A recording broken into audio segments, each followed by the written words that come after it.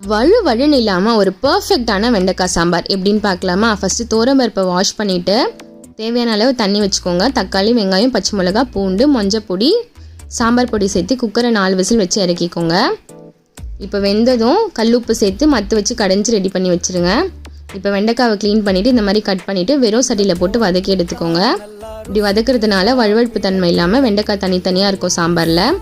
இப்போ அதே கடையில் எண்ணெய் விட்டு கடுகு, சீரகம், வெங்காயம், தக்காளி, கருவேப்பிலை போட்டு வதங்கினதும் மஞ்சத்தூள், மிளகாத்தூள், சாம்பார் பொடி போட்டு நம்ம வதக்கி வச்சுருக்க வெண்டைக்காய் சேர்த்துட்டு கூடவே உப்பு போட்டு ஒரு 1/4 டம்ளர் புளி தண்ணி வச்சுட்டு 1 டம்ளர் நார்மல் வாட்டர் வச்சு நல்லா கொதி வந்ததும் நம்ம ரெடி பண்ணி வச்சுருக்க பருப்பில் ஆட் பண்ணிக்கோங்க. இப்போ பருப்பு அடுப்பில் வச்சுட்டு ஒரே ஒரு கொதி வந்ததும் கொத்தமல்லி தழை தூவி இறக்குனீங்கன்னா பர்ஃபெக்டான வெண்டைக்காய் சாம்பார் தனித்தனியாக இருக்கும். சாப்பாடில் நெய் ஊற்றி சாப்பிட்டு பாருங்கள், சூப்பராக இருக்குங்க. ட்ரை பண்ணிவிட்டு எப்படி இருந்ததுன்னு கமெண்ட்ஸை சொல்லுங்கள். வீடியோ பிடிச்சிருந்தா லைக் பண்ணிட்டு சப்ஸ்கிரைப் பண்ணிவிடுங்க.